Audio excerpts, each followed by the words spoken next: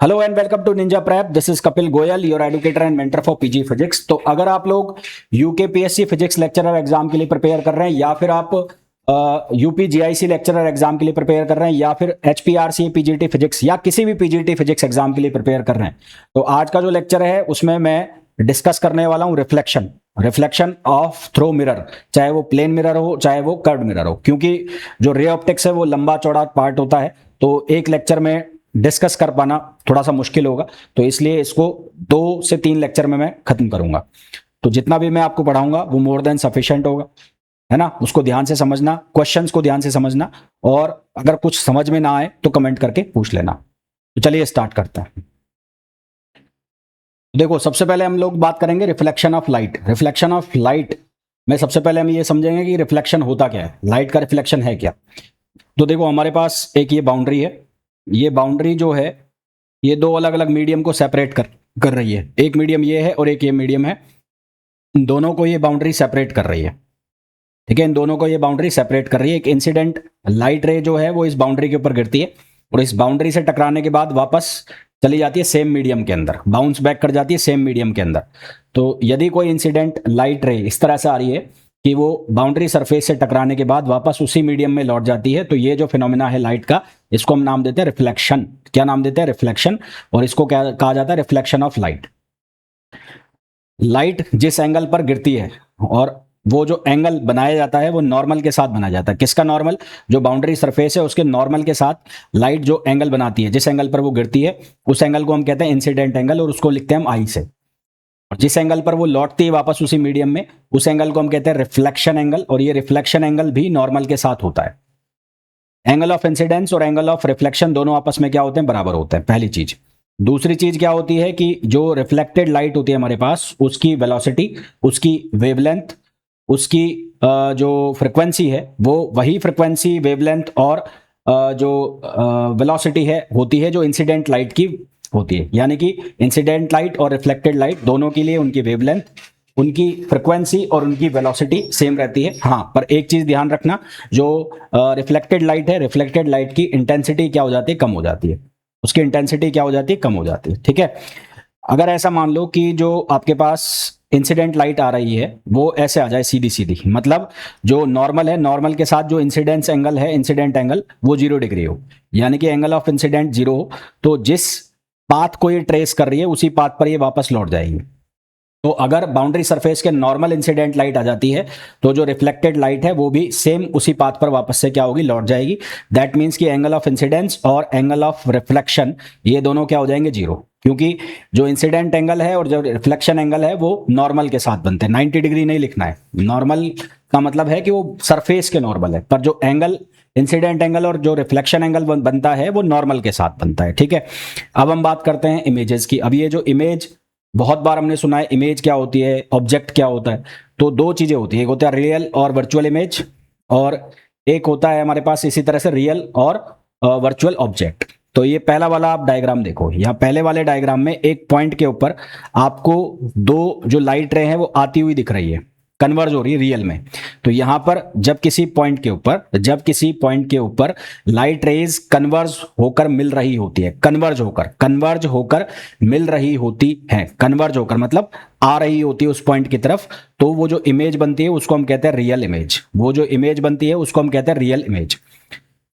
वहीं अगर दूसरी तरफ मैं ये कहूं कि किसी पॉइंट के ऊपर हमें लाइट रेज कन्वर्ज होती हुई सीम होती है, ऐसा हमें लगता है कि 2 जो लाइट रे है किसी पॉइंट के ऊपर कन्वर्ज हो रही है, जैसे कि ये वाला पॉइंट है, तो इस पर जो लाइट रेज हैं वो कन्वर्ज होती हुई दिखाई दे रही है, तो उस पॉइंट को हम कहते हैं, या उस जगह को हम कहते हैं वर्चुअल ऑब्जेक्ट, है ना। अगर वो सच में कन्वर्ज हो रही है तो वहां बनेगी रियल इमेज, और अगर वहां पर क्या हो रहा है कि मिलती हुई दिख रही है, कन्वर्ज होती हुई दिख रही है, तो उसको हम बोलेंगे वर्चुअल ऑब्जेक्ट। उसको हम क्या बोलेंगे? Virtual object.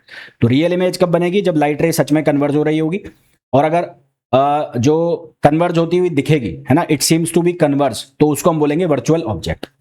इसी तरह से किसी पॉइंट के ऊपर से लाइट रेज जो है वो डाइवर्ज हो रही होगी, किसी पॉइंट के ऊपर से लाइट रेज अगर डाइवर्ज हो रही होगी, जैसे कि इस डायग्राम में है, तो उस पॉइंट को हम कहेंगे रियल ऑब्जेक्ट। उस पॉइंट को हम क्या कहेंगे? Real object.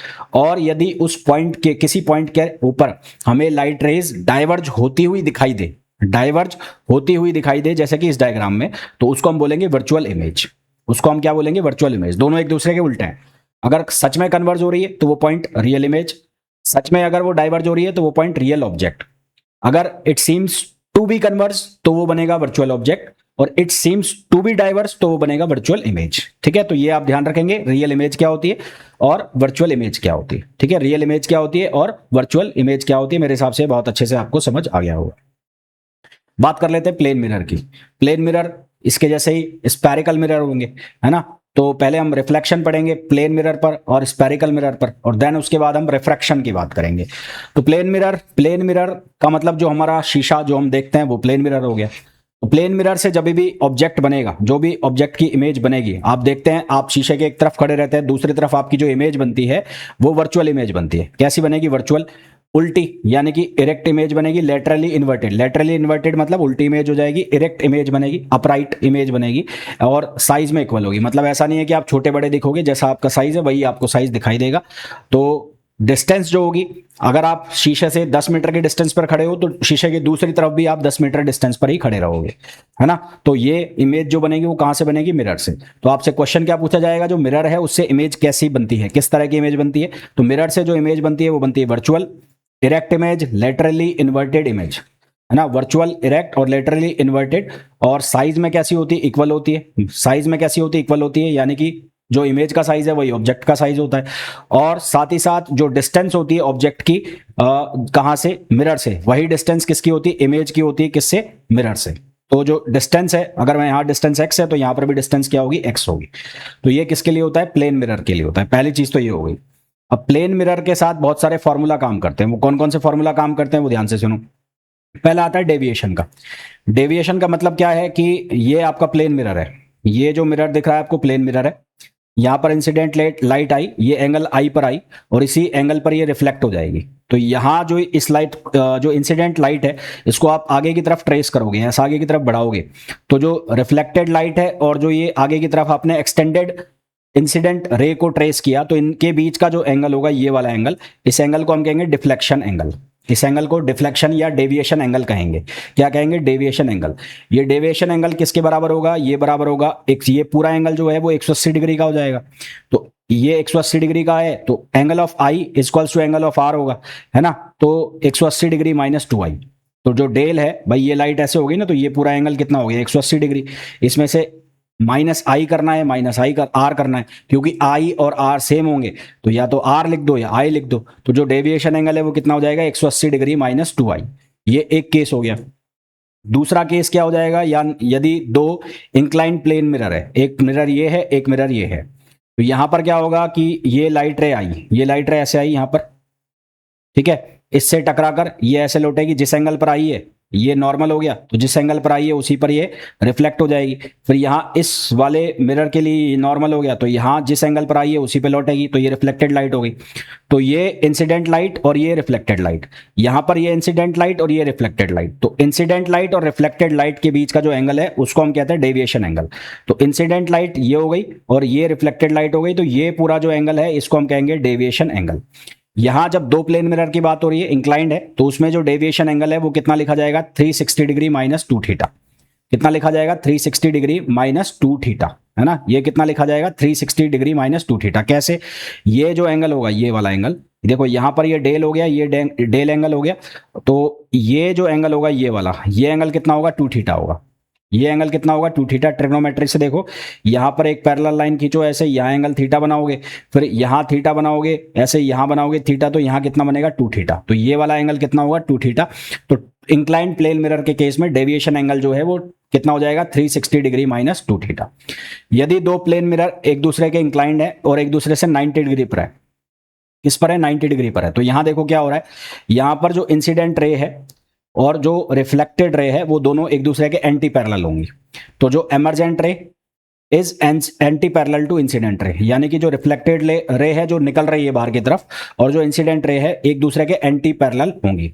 It suffers one reflection from each other, एक बार रिफ्लेक्शन यहां से होगा और एक बार रिफ्लेक्शन यहां से होगा, तो यहां पर केवल कितने रिफ्लेक्शन होंगे, 2 रिफ्लेक्शन होंगे, ठीक है। और एंगल ऑफ इंसिडेंस कुछ भी हो जाए, यहां पर जो रिफ्लेक्शन है दोनों से वो कितनी बार होगा, एक बार ही होगा, कितनी बार होगा, एक बार ही होगा।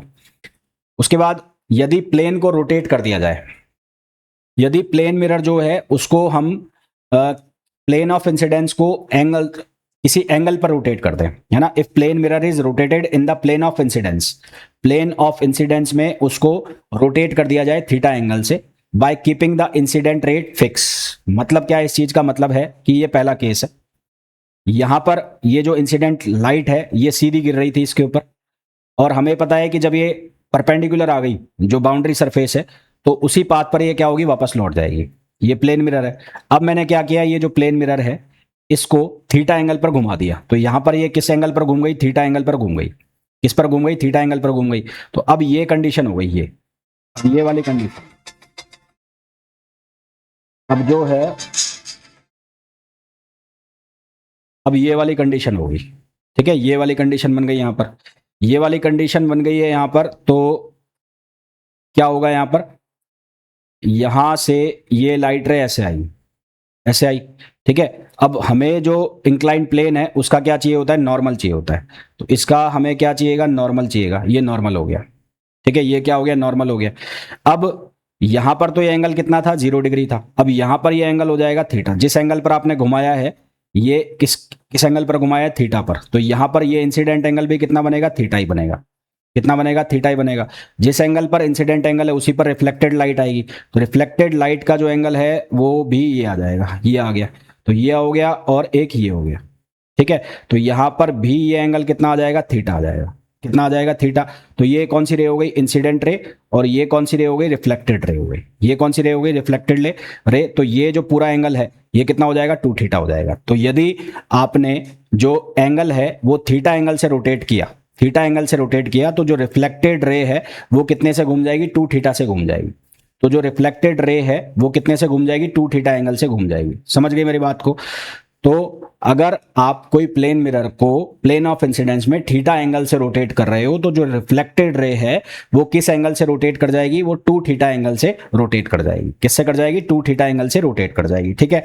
अब प्लेन मिरर से कितनी इमेजेस बनती है वो हमें देखना है, कितनी इमेजेस बनती है।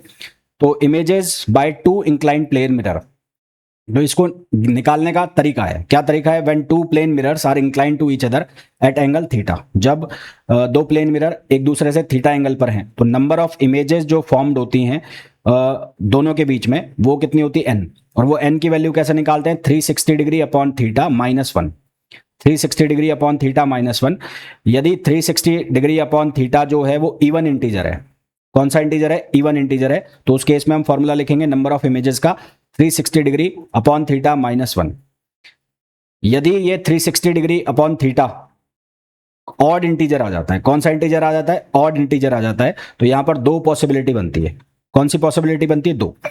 पहली पॉसिबिलिटी बनती है कि यदि जो ऑब्जेक्ट है वो सिमेट्रिकली रखा हो, ऑब्जेक्ट जो है वो दोनों मिरर्स के बीच में सिमेट्रिकली रखा हो, सिमेट्रिकली मतलब दोनों से बराबर डिस्टेंस पर हो, तो उस केस में n की वैल्यू क्या लिखते हैं, 360 by theta minus 1, 360 by theta minus 1। और अगर वो जो ऑब्जेक्ट है वो एसिमेट्रिकली रखा हो, एसिमेट्रिकली मतलब एक से ज्यादा डिस्टेंस पर है, एक से कम डिस्टेंस पर है, तो यहां पर जो इमेज है, नंबर ऑफ इमेज, वो हम लिखते हैं 360 अपॉन थीटा। क्या लिखते हैं, 360 अपॉन थीटा।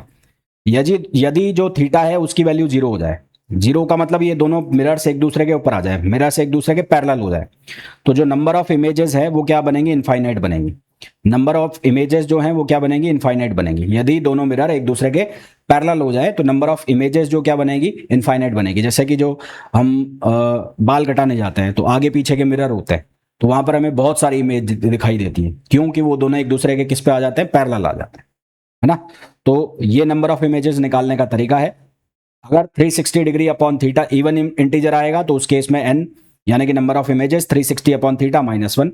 अगर ऑड आएगा तो उसमें 2 पॉसिबिलिटी, एक सिमेट्रिकल और एक असिमेट्रिकल। सिमेट्रिकल में n equals to 360 upon theta minus 1 और असिमेट्रिक में 360 अपॉन थीटा।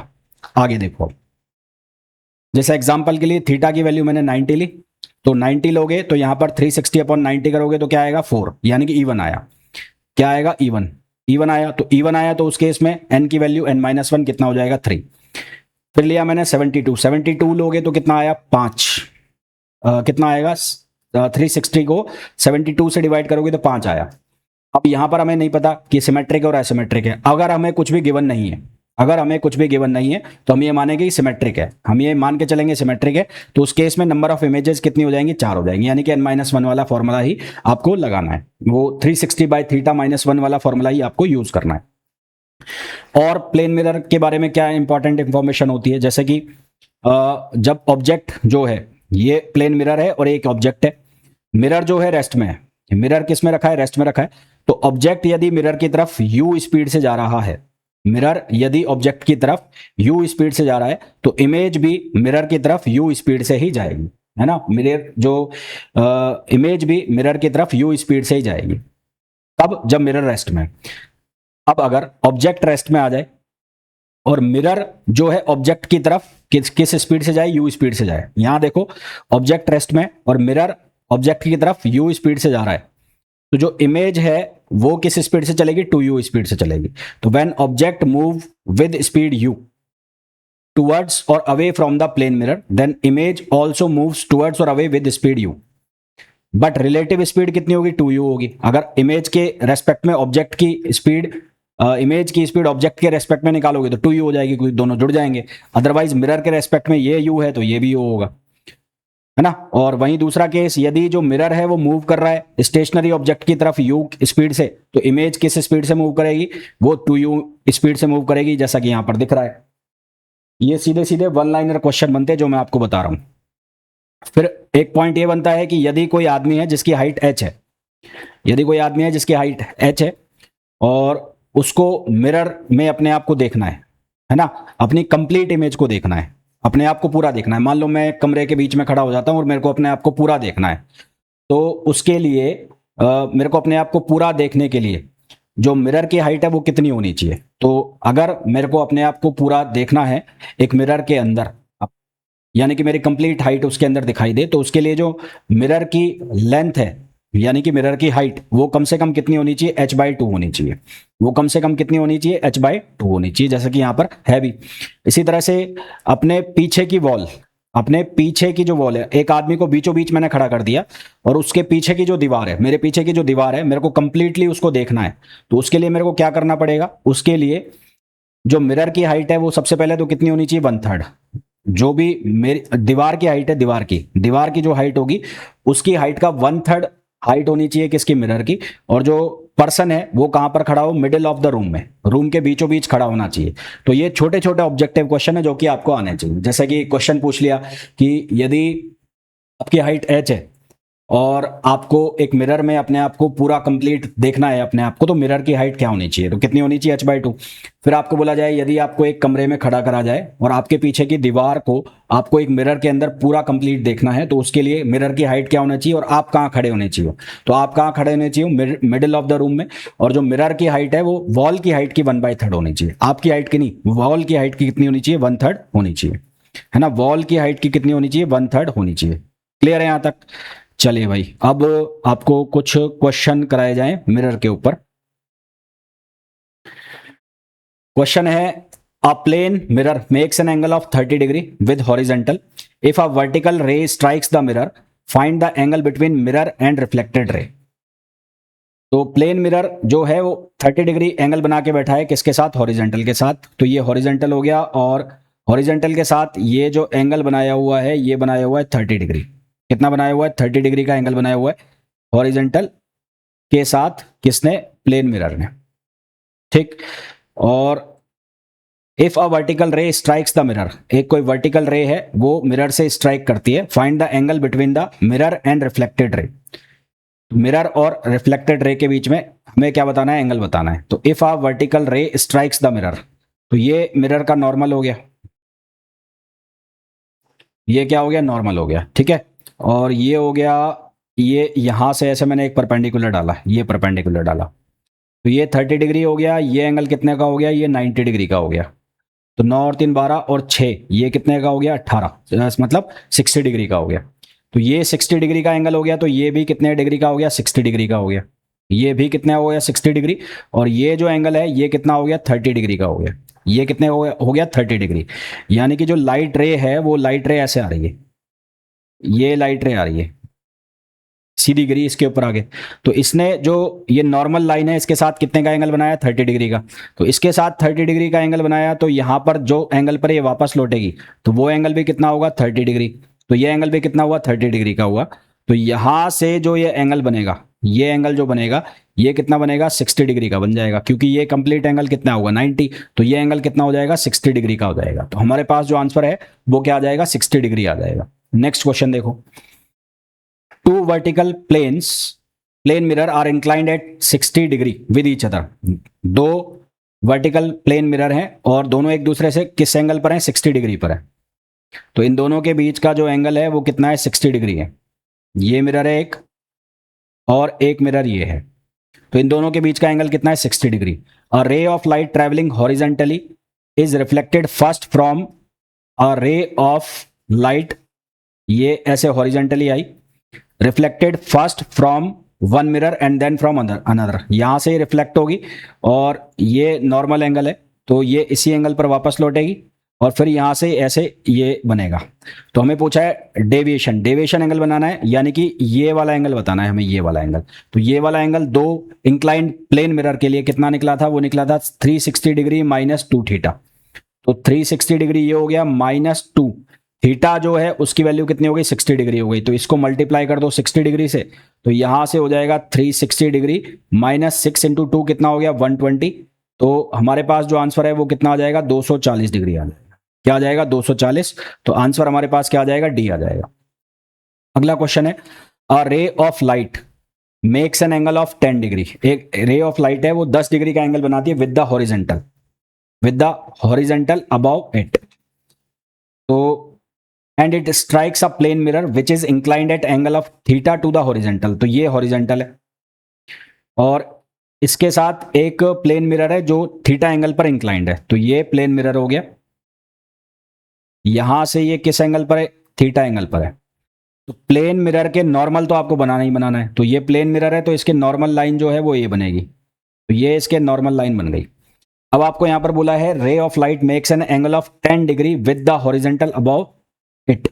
हॉरिजेंटल के साथ कितना एंगल बनाती है 10, ये हॉरिजेंटल हो गया। तो इसके साथ ये एंगल बना रही है कितने डिग्री का 10 डिग्री का। तो यहां पर ये जो एंगल है कितने का हो गया 10 डिग्री का। ये पूरा का पूरा एंगल जो है, ये पूरा का पूरा एंगल कितने होगा, ये कितने का होगा 90 डिग्री का होगा। कितने का होगा पूरा एंगल 90 डिग्री का होगा। तो हमें पूछा है the angle theta for which the reflected ray becomes the vertical.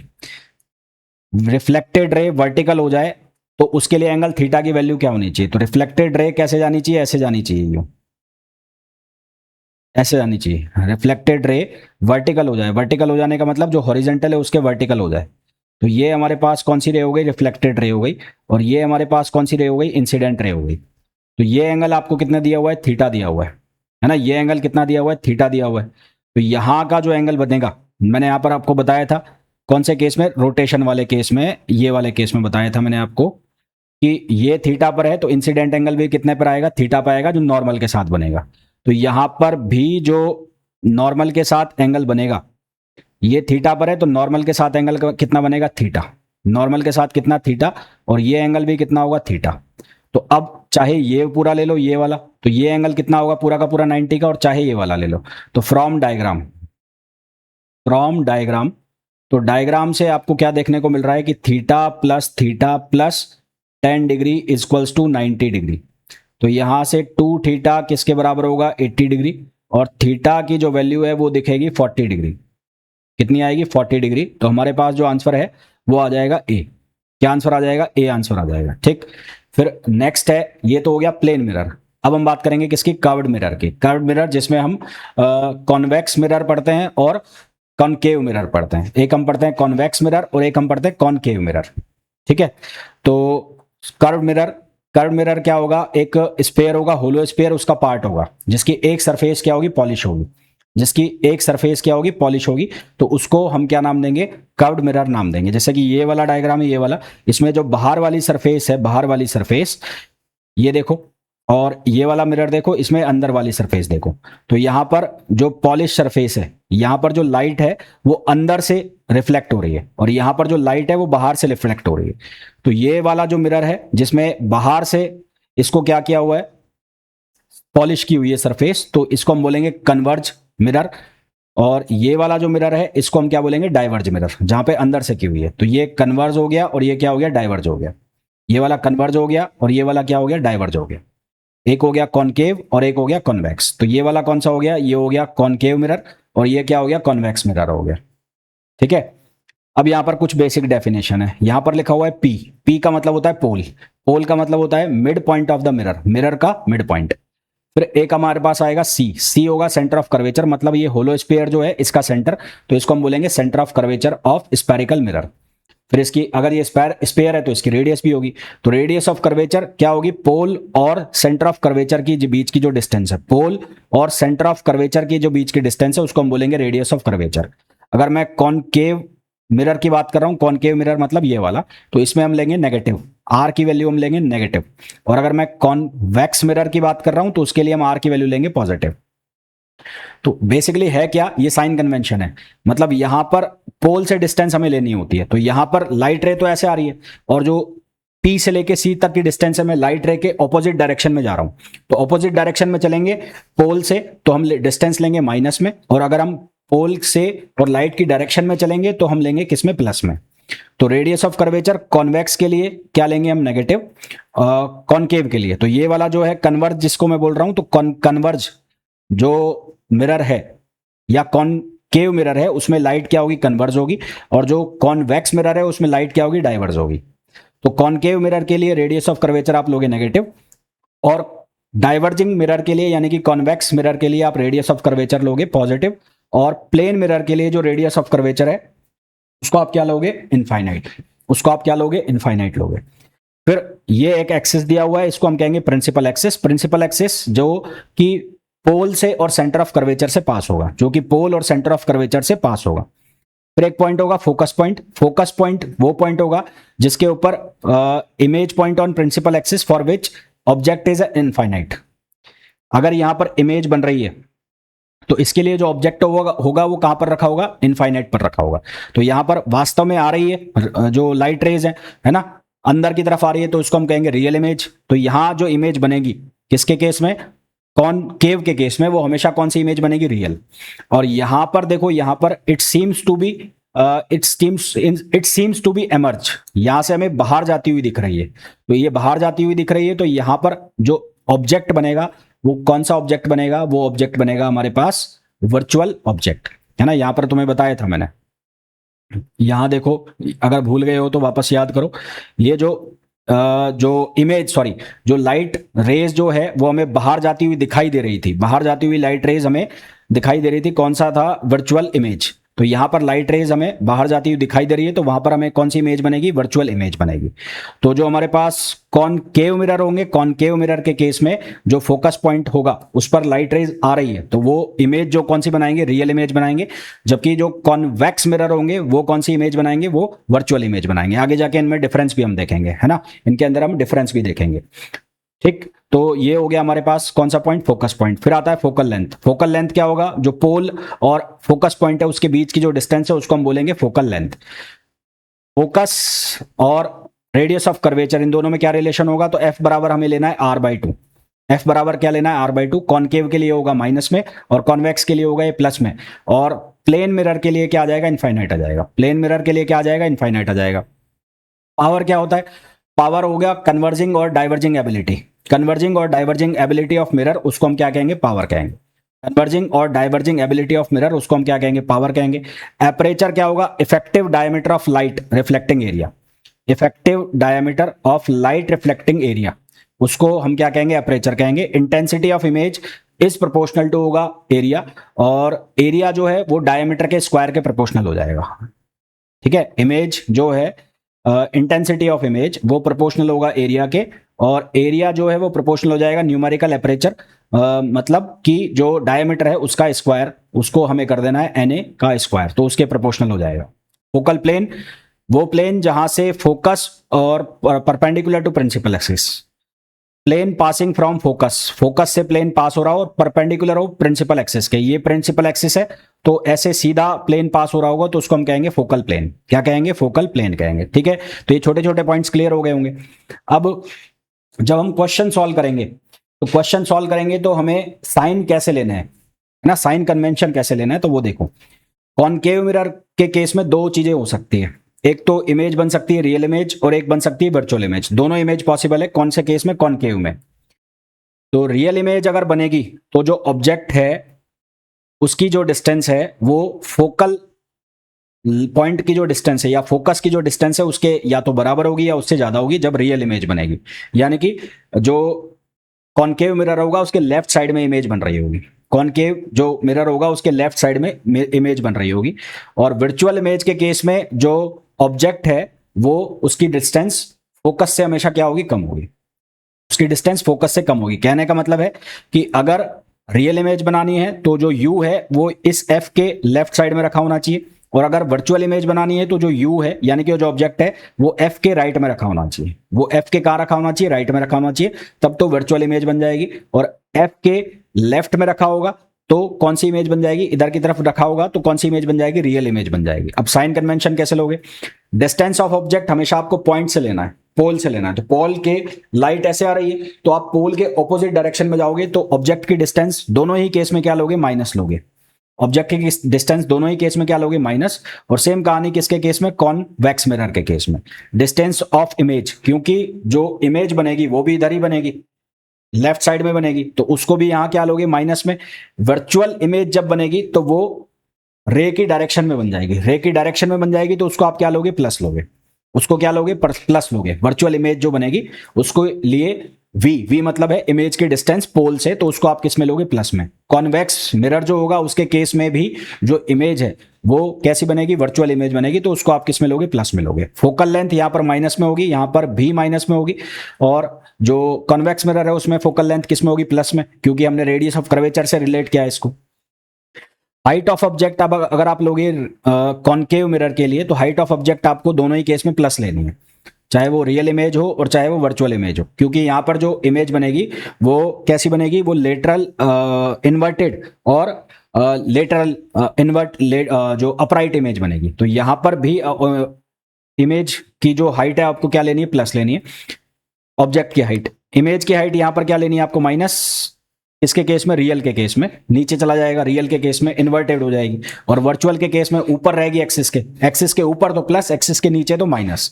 Real के केस में एक्सिस के इमेज जो रहेगी वो नीचे रहेगी, तो हमने लिया minus.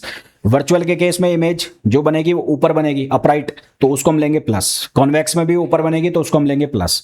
Radius of curvature concave में माइनस और कॉन्वेक्स में प्लस। मैग्निफिकेशन, क्योंकि रियल इमेज जो है उसका मैग्निफिकेशन जब भी आएगा तो यहां पर आपको लेना है माइनस। रियल इमेज के लिए मैग्निफिकेशन हमें हमेशा माइनस, मिरर के केस में। किसके केस में? मिरर के केस में। और वर्चुअल के लिए मैग्निफिकेशन हमेशा किस में लेना है? प्लस में लेना है। तो ये छोटी छोटी चीजें आप याद रखना, ये क्वेश्चन करने में आपको बहुत काम आएंगी, है ना, ये क्वेश्चन करने में बहुत काम आएंगी। अब position, size and nature of image formed by the spherical mirror. Spherical mirror से जो position, size, nature of image है वो किस तरह का बनता है वो देखो कॉनकेव मिरर है, यदि जो ऑब्जेक्ट है वो इनफाइनाइट पर रखा है, अनंत पर के ऊपर रखा हुआ, ये ध्यान रखना, ये आपको काम भी आएंगे।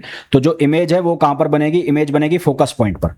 ऑब्जेक्ट यदि इनफाइनाइट पर रखा है तो इमेज बनेगी फोकस पॉइंट पर, और जो इमेज का जो मैग्निफिकेशन है उसका साइज है वो बहुत छोटा होगा। क्या होगा? लेस देन 1 होगा। ये डायरेक्ट ऑब्जेक्टिव क्वेश्चन बनते हैं, इनको याद रखना। जो डायरेक्ट ऑब्जेक्टिव क्वेश्चन बनते हैं कि अगर ऑब्जेक्ट इनफाइनाइट पर रखा है तो इमेज कहां पर बनेगी, इमेज का साइज कैसा होगा, इमेज रियल होगी, वर्चुअल, तो इमेज कैसी बनेगी? रियल बनेगी, क्योंकि मिरर के लेफ्ट साइड में बन गई। और कैसी बनेगी? इन्वर्टेड, क्योंकि उल्टी बनेगी। क्यों बनेगी उल्टी? क्योंकि वो कैसी बन रही है? रियल इमेज बन रही है। रियल इमेज बन रही है तो जो हाइट ऑफ इमेज है माइनस लेते हैं, और रियल में m की वैल्यू क्या लेते हैं? -1, तो इन्वर्टेड इमेज बनेगी। फिर जो away from the centre of curvature, पहले एफ पॉइंट है उसके बाद सेंटर ऑफ कर्वेचर, और सेंटर ऑफ कर्वेचर के भी आगे रखिए, तो उस केस में जो हमारे पास इमेज बनेगी वो किस किस के बीच में बनेगी? इमेज बनेगी एफ और 2f के बीच में। एफ और 2f के बीच में इमेज बनेगी, मतलब फोकल लेंथ के दुगने के बीच में, दुगना और फोकल लेंथ के बीच में, दोनों पॉइंट के बीच में बनेगी। इमेज जो है लेस देन 1 होगी, रियल इमेज होगी, इन्वर्टेड होगी। अब आगे सरकाते लाओ, आगे सरकाते लाओ। अब इसको आपने रख दिया सेंटर ऑफ कर्वेचर पर। सेंटर ऑफ कर्वेचर का मतलब है कि आप 2f डिस्टेंस पर बैठे हो। कहां पर बैठे हो? 2f पर। तो ये जो डिस्टेंस हो गई वो हो गई 2f। तो जो इमेज बनेगी वो भी कहां पर बनेगी? 2f पर बनेगी। और अब क्योंकि दोनों सेम साइज के हो गए, यू और वी बराबर हो गए, तो यहां पर एम की वैल्यू क्या आ जाएगी? 1। तो ऑब्जेक्ट और इमेज दोनों का साइज क्या हो जाएगा? सेम हो जाएगा। रियल बनेगी, इन्वर्टेड बनेगी। अब आप और आगे आओ, और आगे आओगे तो अब आप सेंटर ऑफ कर्वेचर और फोकस के बीच में बैठे हो। तो सेंटर ऑफ कर्वेचर और फोकस के बीच में बैठे हो, तो अब जो इमेज है वो इमेज कहां पर बनेगी? आगे सरकती जा रही है इमेज। इमेज कहां भगती जा रही है? आगे। पहले आप दूर हो तो इमेज पास बन रही है फोकस पॉइंट के। जैसे जैसे आप पास आते जा रहे हो, इमेज फोकस पॉइंट से दूर जाती जा रही है। तो अब इमेज कहां से चली जाएगी? 2f से भी आगे चली जाएगी। इमेज कहां चली जाएगी? 2f से भी आगे चली जाएगी। अब इमेज 2f से आगे चली जाएगी तो जो साइज है वो क्या हो जाएगा? एक से ज्यादा हो जाएगा, क्योंकि मिरर के लेफ्ट साइड में बन रही है। तो अभी भी कौन सी बनेगी? रियल बनेगी और इन्वर्टेड बनेगी।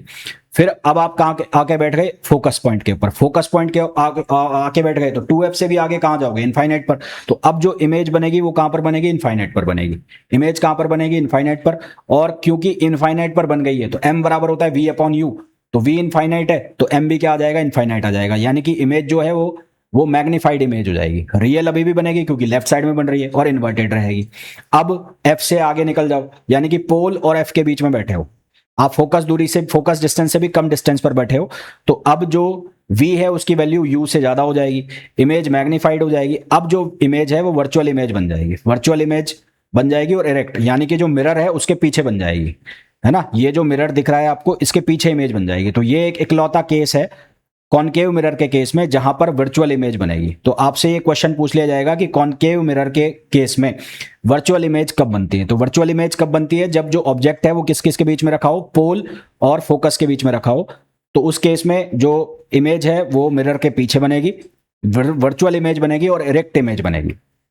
कॉन्वेक्स के केस में यदि ऑब्जेक्ट इनफाइनाइट पर रखा है तो जो फोकस है या जो इमेज है वो कहां पर बनेगी? फोकस पर बनेगी। लेस देन 1 होगा, डिमिनिश्ड होगा, वर्चुअल इमेज बनेगी। कॉन्वेक्स में हमेशा जो इमेज बनेगी वो वर्चुअल बनेगी। कैसी बनेगी? वर्चुअल बनेगी। और यहां पर इरेक्ट इमेज बनेगी। और उसके अलावा कहीं पर भी हम ऑब्जेक्ट को रखें, है ना, एनीवेयर बिटवीन इनफाइनाइट और पोल, इनफाइनाइट और पोल के बीच में कहीं पर भी हम ऑब्जेक्ट को रखेंगे तो जो लोकेशन ऑफ इमेज है वो कहां पर बनेगी? हमेशा पोल और फोकस पॉइंट के बीच में बनेगी। पोल और फोकस पॉइंट के बीच में बनेगी। m की वैल्यू हमेशा लेस देन 1 होगी और वर्चुअल इमेज बनेगी और इरेक्ट बनेगी। तो कॉन्वेक्स मिरर जो है वो हमेशा वर्चुअल और इरेक्ट इमेज बनाएगा। m लेस देन हमेशा 1 होगा। और जबकि कॉनकेव मिरर के केस में एक इकलौता एक ऐसा केस है जहां पर इमेज जो है वो वर्चुअल बनेगी और इरेक्ट बनेगी। इसके साथ साथ आपको यह भी याद रखना है कि जो कॉनकेव मिरर है उसमें कई जगह डिमिनिश्ड भी है और कई भी जगह मैग्नीफाइड भी है। तो डिमिनिश्ड वाला केस कौन कौन सा है? जब ऑब्जेक्ट दूर रखा हुआ है। जैसे ऑब्जेक्ट पास आता जाएगा, पास आता जाएगा यानी कि वो जो सेंटर ऑफ कर्वेचर से भी आगे निकलेगा, तो सेंटर ऑफ कर्वेचर पर होगा तो उस केस में m की वैल्यू 1 हो जाएगी। जैसे ही उससे आगे निकलेगा m की वैल्यू ग्रेटर देन हो जाएगी। फोकस पॉइंट पर आके बैठोगे तो m इनफाइनाइट हो जाएगा, उससे भी आगे निकलोगे तो m ग्रेटर देन 1 हो जाएगा। तो आपको ये याद रखना पड़ेगा। 2-3 बार इनको देखोगे तो आपको ये याद हो जाएगा, पर है बहुत important exam point of view से। कॉन्वेक्स मिरर के केस में object move away from the mirror, object जो है वो हमेशा अवे फ्रॉम द मिरर होगा। तो इमेज जो है वो छोटे बनेंगे हमेशा, डिमिनिश, जैसा कि मैंने आपको बताया, और closer to the focus, focus के पास बनेगी। Image formed by the mirror do not show chromatic aberration, ये बहुत इंपॉर्टेंट पॉइंट है। जो मिरर इमेज बनाते हैं, यानी कि जो स्पेरिकल सरफेस से मिरर, जो स्पेरिकल मिरर्स जो होंगे उनसे जो इमेज बनेगी उनमें क्रोमेटिक एब्रेशन शो नहीं होगा। क्रोमेटिक एब्रेशन क्या होता है? एक तरह का डिफेक्ट है जो कि लेंस में शो होता है, मिरर्स में शो नहीं होता। कॉन्वेक्स मिरर के लिए मैक्सिमम इमेज की जो डिस्टेंस है वो क्या होगी? इसकी फोकल लेंथ होगी। कॉन्वेक्स मिरर के लिए मैक्सिमम इमेज डिस्टेंस मतलब v की जो वैल्यू है वो किसके बराबर होगी? इसकी फोकल लेंथ, मतलब v बराबर f। कॉनकेव मिरर के लिए minimum distance between real objects and real image is 0। Concave mirror के लिए minimum distance between real object and real image, यानी कि वो कंडीशन जहां पर सेंटर ऑफ कर्वेचर के ऊपर ऑब्जेक्ट रख दिया था तो उस केस में सेंटर ऑफ कर्वेचर पर ही इमेज बन गई थी, तो u बराबर v बराबर 2f। इस केस में ऑब्जेक्ट, रियल ऑब्जेक्ट और रियल इमेज, इन दोनों के बीच की डिस्टेंस कितनी होगी? 0 होगी। फिर हम एक फॉर्मूला पढ़ते हैं जिसको हम कहते हैं मिरर फॉर्मूला। उस मिरर फॉर्मूला को हम कैसे लिखते हैं? 1/f is equals to 1/v plus 1/u। Sign convention जो मैंने आपको बताया वो हमें क्वेश्चन सॉल्व करते टाइम यूज करना है। साथ ही साथ यहाँ पर एक ऑब्जेक्ट फॉर्मूला और लिखा जाता है जिसको कहा जाता है न्यूटन्स फॉर्मूला। यदि ऑब्जेक्ट की डिस्टेंस x1 है और इमेज की डिस्टेंस x2 है तो फोकस से, ये डिस्टेंस कहां से है, फोकस से, तो फोकस से यदि ऑब्जेक्ट की डिस्टेंस है x1 और इमेज की डिस्टेंस है x2 तो एक रिलेशन होता है f, मतलब फोकस डिस्टेंस और x1 x2 में, वो क्या होता है f square equals to x1 x2, f square equals to x1 x2। Magnification m वो किसके बराबर होता है, size of object upon size of image. Real image के लिए m की वैल्यू आपको कितने लेनी है, रियल इमेज के लिए m की वैल्यू आप लोगे माइनस में, और वर्चुअल इमेज के लिए आप m की वैल्यू हमेशा लोगे प्लस में, है ना। रियल इमेज के लिए m की वैल्यू आप लोगे माइनस में और वर्चुअल इमेज के लिए m की वैल्यू आप किस में लोगे, प्लस में लोगे, ठीक है। ये वापस से वही चीजें हैं जो मैंने आपको बताया कि कॉन्वेक्स के केस में हमेशा वर्चुअल एंड इरेक्ट इमेज बनेगी और डिमिनिश्ड इमेज बनेगी, पॉइंट साइज इमेज बनेगी, और बाकी जो कॉनकेव का है मैं ऑलरेडी आपको बता चुका हूं। अगर हमें ये पूछा जाए कि कौन सा मिरर कहां पर काम आएगा तो वो भी अगर हम बात करें तो हाँ, कॉनकेव मिरर जो है उसका यूज कहां कहां किया जाता है, कॉनकेव मिरर का यूज शेविंग मिरर में, सर्च लाइट में, सिनेमा प्रोजेक्टर में, टेलीस्कोप में, यहां पर कॉनकेव मिरर का यूज किया जाता है। कॉन्वेक्स मिरर का यूज कहां किया जाता है, रोड लैंप्स में, साइड मिरर में, गाड़ी का जो साइड मिरर है उसमें इसका यूज किया जाता है। इसके अलावा जो होटलों में आप देखते हो, होटलों में आप देखते होंगे ना कि हम वो देखते हैं कि जो क्या बोलते हैं उसको, चेकिंग जो करते हैं जब गाड़ी जाती है तो उसके नीचे शीशा डालते हैं बड़ा सा, तो वो भी कौन सा मिरर होता है, कॉन्वेक्स मिरर होता है। गाड़ी के हेडलाइट में जो मिरर होता है वो कॉनकेव होता है। तो इस तरह से मिरर के क्या होते हैं, यूज होते हैं। फिर हमारे पास दो तरह के मैग्निफिकेशन होते हैं, मैग्निफिकेशन की बात चल रही थी, एक लीनियर मैग्निफिकेशन और एक एरियल। लीनियर में भी हमारे पास दो तरह के होते हैं, एक होता है ट्रांसवर्स और एक होता है लॉन्गिट्यूडनल। ट्रांसवर्स का मतलब क्या होता है, जब ऑब्जेक्ट जो है वो प्रिंसिपल एक्सिस के परपेंडिकुलर रखा हुआ है, मतलब ये एक्सिस है और इसके ऐसे परपेंडिकुलर रखा हुआ है, तो इसको हम बोलते हैं ट्रांसवर्स मैग्निफिकेशन, ट्रांसवर्स मैग्निफिकेशन। तो ट्रांसवर्स मैग्निफिकेशन में हमारे पास फॉर्मूला होता है m equals to image upon object, image की हाइट अपॉन ऑब्जेक्ट की height, minus v upon u, minus v upon u. और क्योंकि मिरर फॉर्मूला है 1 upon f equals to 1 upon v plus 1 upon u, तो वहां से अगर मैं v को f के फॉर्म में लिखूं तो f upon f minus u या f minus v upon f, तो ये फॉर्मूला याद रख के चलना ट्रांसवर्स के केस में। और साइन कन्वेंशन हमें हमेशा यूज करना है, पोल की डायरेक्शन में चलोगे तो प्लस लेना है, पोल के डायरेक्शन के ऑपोजिट चलोगे तो क्या लेना है, माइनस लेना है। लॉन्गिट्यूडनल का मतलब है यदि कोई प्रिंसिपल एक्सिस ऐसे है और जो ऑब्जेक्ट है वो ऐसे रखा है, ऑब्जेक्ट जो है वो ऐसे रखा है ऐसे, तो अगर ये पोल है तो यहां से इसकी एक डिस्टेंस होगी और एक डिस्टेंस ये होगी, तो ये वाली डिस्टेंस को अगर मैं u1 बोल रहा हूं तो ये हो जाएगा u2। इसी तरह से जो इमेज बनेगी उसमें भी v1 v2 बनेगा, तो यहां पर जो मैग्निफिकेशन लिखा जाएगा वो लिखा जाएगा i अपॉन o, तो ये बनेगा माइनस v2 माइनस v1, यानी कि उसकी पूरी distance upon u2 minus u1। यदि ऑब्जेक्ट स्मॉल है तो उसको हम डिफरेंशिएशन के फॉर्म में लिख सकते हैं, तो उसको हम लिख देंगे माइनस dv अपॉन du, और ये हो जाएगा v अपॉन u का स्क्वायर। इसको हम कैसे लिख सकते हैं, v अपॉन u का स्क्वायर। लेंथ ऑफ इमेज, तो लेंथ ऑफ इमेज अगर हमें निकालनी है तो यहां पर इमेज की लेंथ को इसको ऑब्जेक्ट की लेंथ से मल्टीप्लाई कर दो, तो v अपॉन यू का स्क्वायर है, इसको आप मल्टीप्लाई कर दो ऑब्जेक्ट की लेंथ से, तो ये हमारे पास क्या आ जाएगा, ये हमारे पास फॉर्मूला, ये इमेज की लेंथ आ जाएगी। फिर हमारे पास आता है एरियल मैग्निफिकेशन। एरियल मैग्निफिकेशन में मान लो आपके पास कोई ऑब्जेक्ट है जिसकी आपको साइड दे रखी है ए और बी, तो मैग्नीफाइड होकर ये एम बी और एम ए दिखाई देंगे। तो 2D ऑब्जेक्ट है जो प्लेस है, प्लेन जो है वो परपेंडिकुलर एक्सिस के परपेंडिकुलर रखा हुआ है, ये प्रिंसिपल एक्सिस है और इसके परपेंडिकुलर रखा हुआ है, तो इसमें एरियल मैग्निफिकेशन क्या होगा, एरिया ऑफ इमेज, तो एरिया ऑफ इमेज क्या हो जाएगा, एम ए एम बी का मल्टीप्लीकेशन, और एरिया ऑफ ऑब्जेक्ट क्या हो जाएगा, ए बी, तो ए बी से ए बी कट गया तो ये क्या आ जाएगा, एम स्क्वायर। तो एम स्क्वायर किसके बराबर हो जाएगा, एम आई अपॉन ए आई अपॉन ए ओ, ठीक है। तो इस तरह से हमें किसका यूज करना है, लीनियर मैग्निफिकेशन और ट्रांसवर्स मैग्निफिकेशन का यूज करना है। अब ये अलग अलग ग्राफ होते हैं 1 अपॉन वी और 1 अपॉन यू के बीच में, जैसे real image, concave mirror real image form कर रहा है, तो आपके पास फॉर्मूला है 1 upon f equals to 1 upon v plus 1 upon u, तो 1 अपॉन वी जो है वो किसके बराबर हो जाएगा, 1 upon f minus 1 upon u, तो ये जो है ये बन गई स्ट्रेट लाइन की इक्वेशन जिसकी स्लोप क्या होगी, नेगेटिव होगी, जिसकी स्लोप क्या होगी, नेगेटिव। तो उसका ग्राफ जो है वो ये बन जाएगा इस तरह का, y equals to M X minus C का जैसा। वर्चुअल इमेज अगर फॉर्म होगी तो वर्चुअल इमेज फॉर्म होगी तो उस केस में जो ग्राफ है वो इस तरह का बन जाएगा, वर्चुअल इमेज कॉनकेव मिरर बनाएगा तो उस केस में जो v की वैल्यू है वो आपको साइन कन्वेंशन का यूज करना है यहाँ पर, है ना। तो यहाँ पर u भी माइनस का हो जाएगा, v भी माइनस का हो जाएगा। यहाँ पर वर्चुअल इमेज के केस में u माइनस का हो जाएगा, v प्लस का हो जाएगा। तो उस केस में ग्राफ जो है ये बन जाएगा, क्योंकि यहाँ पर जो इक्वेशन है वो इस तरह से चली जाएगी, 1/v equals to 1/v, v तो हो जाएगा प्लस का, u माइनस का, तो ये हो जाएगी 1/v equals to 1/f plus 1/u। तो ये ग्राफ इस तरह का बन जाएगा। कॉन्वेक्स मिरर के केस में जो ग्राफ है वो इस तरह का रहेगा। तो ये अलग अलग ग्राफ है, इनको याद रखना, ये क्वेश्चन पूछे जा सकते हैं कि वर्चुअल इमेज जब बनती है कॉनकेव मिरर से तो किस तरह का ग्राफ आएगा, वर्चुअल इमेज बनती है जब कॉन्वेक्स मिरर से तो किस तरह का ग्राफ आएगा, और वर्चुअल इमेज रियल इमेज बनती है जब कॉनकेव मिरर से तो किस तरह का ग्राफ आएगा। इसी तरह से ग्राफ का और दिया हुआ है, graph between u and v। अब जो ग्राफ है u and v for real image of concave mirror, u और v के बीच में ग्राफ है रियल इमेज, वो था 1/u और 1/v के बीच में। अब ये है किसके बीच में, u और v के बीच में, तो ये बनेगा हाइपरबोला। u और m के बीच में ग्राफ, तो u और m के बीच में ग्राफ जो है वो इस तरह का ग्राफ बनेगा। और ये कॉनकेव के लिए, वर्चुअल इमेज के लिए, और ये कॉन्वेक्स के लिए है, किसके लिए, वर्चुअल इमेज के लिए, है ना। ये ग्राफ याद रखना आप। फिर कुछ इंपॉर्टेंट पॉइंट्स हैं। Focal length of mirror is independent of material of mirror. Mirror की जो फोकल लेंथ है वो मटेरियल की, मिरर के मटेरियल से इंडिपेंडेंट होती है, या मीडियम से इंडिपेंडेंट होती है जिसमें वो रखा है, और वेवलेंथ ऑफ इंसिडेंट लाइट से इंडिपेंडेंट होती है। डाइवर्जेंस और convergence power of mirror does not change with the change in medium. Divergence या कन्वर्जेंस पावर जो है वो चेंज नहीं होती यदि मीडियम चेंज होता है तो। If an object is moving at a speed v naught towards a spherical mirror along its axis, then speed of image away from mirror is, तो स्पीड जो है वो किससे दी जाएगी, इससे दी जाएगी। और ये फॉर्मूला कहां से बनाया है, ये फॉर्मूला बनाया है हमने साइन कन्वेंशन, उससे मैग्निफिकेशन से। इससे बनाया है मैग्निफिकेशन से।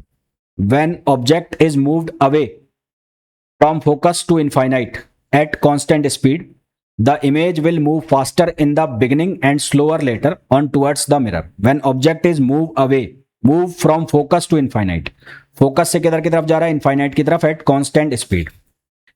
The image will move faster, तो image तेजी से चलेगी in the beginning और फिर वो धीरे हो जाएगी towards the mirror, mirror की तरफ, है ना। ये कुछ वन लाइनर क्वेश्चंस है, ये आप याद रखना है, डायरेक्ट ऑब्जेक्टिव क्वेश्चन पूछे जाते हैं। फिर है convex mirror of focal length forms an image which is 1/n times. कौन सा मिरर है, कॉन्वेक्स मिरर है। तो कॉन्वेक्स मिरर कौन सी इमेज बनाएगा, वो बनाएगा कौन सी इमेज, वो बनाएगा वर्चुअल इमेज। वर्चुअल इमेज के लिए m की वैल्यू आपको क्या लेनी है, प्लस लेनी है। तो which is 1/n times of the object.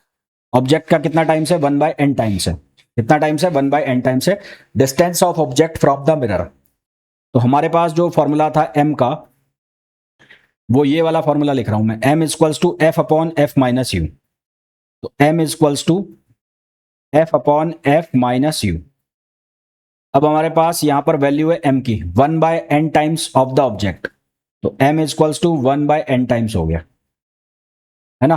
और कौन सा मिरर है, कॉन्वेक्स, तो कॉन्वेक्स के केस में f की वैल्यू हम क्या लेंगे, प्लस f, क्या लेंगे, प्लस f। तो यहां से कितना रखा जाएगा, ये 1/n, क्योंकि यहां पर इमेज बनेगी वर्चुअल, तो 1/n को हम क्या लेंगे, प्लस 1/n। ये f किसका होगा, प्लस का, और ये f किसका होगा, प्लस का ही होगा यहां पर, और ये माइनस यू हो गया। तो अब हम करेंगे क्रॉस मल्टीप्लाई, क्रॉस मल्टीप्लाई करोगे तो यहां से बनेगा NF इक्वल्स टू, ये बनेगा f माइनस यू।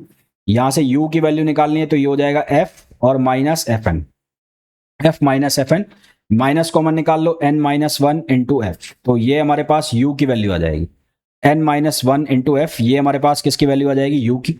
और क्योंकि मिरर के लेफ्ट साइड में रखोगे ऑब्जेक्ट को तो साइन किसका आ जाएगा, माइनस का आ जाएगा, तो आंसर क्या आ जाएगा, ए आ जाएगा। नेक्स्ट पूछा गया है, an object of length 2.5 centimetre is placed at a distance of 1.5 f from concave mirror when where f is the magnitude of the focal length of the mirror, the length of the object is perpendicular to principal axis, मतलब transverse magnification आपको लेना है। The length of the image is, तो I upon O equals to f upon f minus u, यही formula use कर रहा हूं।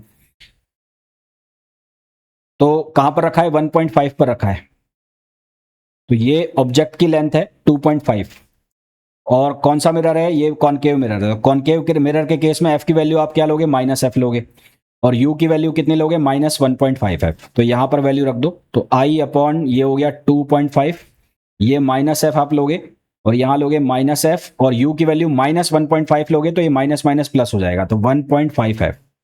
तो यहां से क्या बनेगा, ये बनेगा -f अपॉन ये हो जाएगा माइनस का 2.5, ये हो जाएगा माइनस का 2.5f equals to I upon 2.5। सही कर रहा हूं क्या?